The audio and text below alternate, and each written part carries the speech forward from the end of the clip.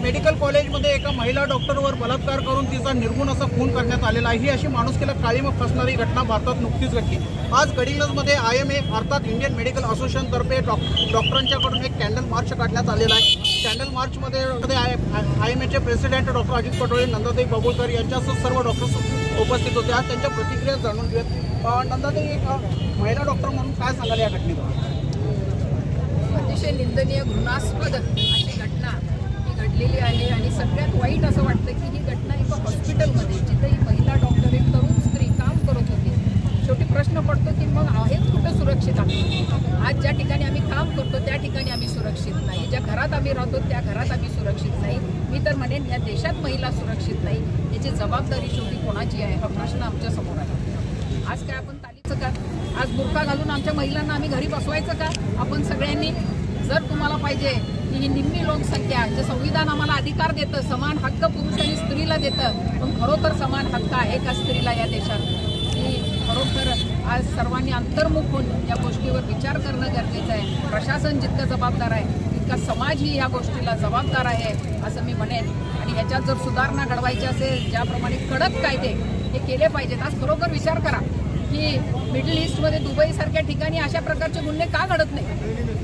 आज आपल्या देशात का इतक्या प्रकारे गुन्हे घडतात याचा शासनाने विचार केला पाहिजे। आणि अशा प्रकारची कडक, आणि मी तर म्हणेन की जशी महिलांनी मागणी केली की पूर्वीच्या काळी जसं भर चौकात या लोकांना शिक्षा केली जायची, तशा प्रकारची शिक्षा जोपर्यंत या देशात आणि म्हणजे अतिशय कमी कालमर्यादेत या शिक्षा झाल्या पाहिजेत, जोपर्यंत अशा गोष्टी घडत नाहीत तोपर्यंत या देशातील महिलांवरच्या अत्याचार आणि गुन्हे थांबणार नाहीत, याची दखल शासनाने घ्यावी। त्याचबरोबर माझा पुढचा प्रश्न, एक महिला डॉक्टर म्हणून काम करत असताना कोणकोणत्या अडचणींना महिलांना सामोरं जावं लागतं? कुठून चालू करू? म्हणजे एक महिला म्हणून मी तुम्हाला सांगते की कुठून चालू करू? सकाळी 5 वाजता आमचा गंगावेशमध्ये क्लास असायचा, सकाळी 4:30 वाजता घरातनं निघायला लागायचं आम्हाला सायकलवरून। आम्ही घरातून बाहेर पडायचो त्यावेळी मोबाईल फोन नव्हते। माझ्या आईवडिलांच्या हृदयात धडधडायचं की माझी मुलगी 5-6 किलोमीटर सायकलवरनं गंगावेशमध्ये क्लासला पोहोचेल, ती सुरक्षित असेल की नाही। ही अवस्था आजही या देशात आहे, किंबहुना त्याच्यापेक्षा वाईट झालेली आहे। एका मुलीला शिकवायची इच्छा आईवडिलांमध्ये आहे, मुलीला शिकायची इच्छा आहे, पण आपल्या सुरक्षिततेसाठी कधी कधी एक पाय मुलीला मागं घ्यावा लागतोय। एक डॉक्टर म्हणून दिवसरात्र काम करायला लागतं, तिथं आम्हाला कुणी माफ करत नाही की महिला डॉक्टर आहेत, या रात्री 10 वाजता त्यांनी कॉल अटेंड केला नाही। आज तुम्ही बघायला लागलाय की डॉक्टरांच्यावर हल्ले होतात, हॉस्पिटल फोडली जातात, पण कधी कोणी या डॉक्टरांचा विचार करतं का? हे डॉक्टर जे दिवसरात्र सेवा करतात, अंधारात रात्री बेरात्री हॉस्पिटलमध्ये कॉल अटेंड करतात, त्यांच्या सुरक्षिततेची जबाबदारी कुणाची आहे याचा विचार कोणी करत नाही। आज महिला कुठल्याही वयाची असो या देशात, आज 1 वर्षाचं मूल या देशात सुरक्षित नाही, तर महिला डॉक्टर तर रात्रंदिवस कधीही रात्री बेरात्री काम करत असतात, त्यांची सुरक्षिततेची जबाबदारी ही शासनाने गांभीर्याने घेणं गरजेचं आहे। धन्यवाद पाटोळे सर। त्याचबरोबर पद्धतीनं मला सांगा, आपण आज हा कॅन्डल मार्च काढलेला आहे, शासनाकडे आपण काय मागणी करावी? आता आज आम्ही कोलकातामध्ये जी घटना घडली त्याचा निषेध आणि शासनाला निवेदन द्यायचं म्हणून हा कॅन्डल मोर्चा सुरू केला।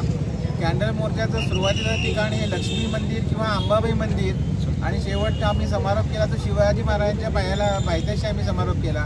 ही 2 आपली अशी प्रेरणास्थान आहेत की आपण अंबाबाई महालक्ष्मी अंबाबाईपासून आपण ताकद मागतो आणि शिवरायांनी आपल्याला ती ताकद कुठं आणि कशी वापरायची याची आपल्याला म्हणजे आदर्श घालून दिलेला आहे। शिवरायांच्या काळामध्ये की महिलांच्या विषयी त्यांचे सैन्य आणि त्यांचं पुढचं जे म्हणजे वाटचाल जी होती, महिलांना कोणत्याच्याही शत्रूच्या महिलांनाही सुद्धा तुम्ही आदर द्यावा अशा प्रकारची त्यांची वृत्ती होती आणि तसं त्यांनी आम्हाला शिकवलेलं आहे। आम्ही शिवरायांचेच मावळे आहोत। आज आम्ही डॉक्टर जरी असलो तर इथं जी घटना घडली की आमचीच एक म्हणजे साथी जी ड्युटीवर असताना तिच्यावर अमानुष बलात्कार केला गेला आणि तिची निर्घृण हत्या केली गेली. आता ही घटना घडली, पण ती आता घडली तरी कशी?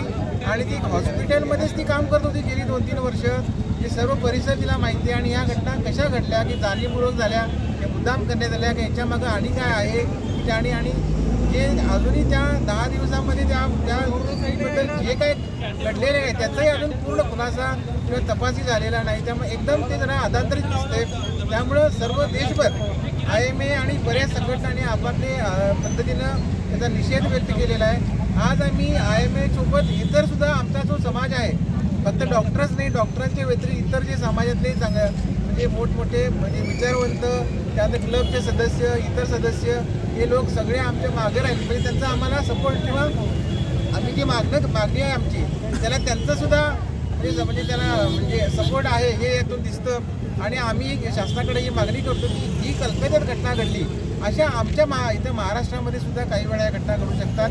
त्यामुळे काही सुधारणा करणं गरजेचं आहे. त्यासाठी आम्ही मागितलेली आहे. आम्ही अपेक्षा करतो की शासन या वेळीच या गोष्टींमध्ये लक्ष घालेल आणि इथून पुढं महिला ज्यावेळी आपल्या ड्युटीवर जातील किंवा त्यांच्या जे कामाच्या ठिकाणी जातील त्यावेळी त्यांना संरक्षण मिळेल ही मी अपेक्षा व्यक्त करतो. धन्यवाद सर.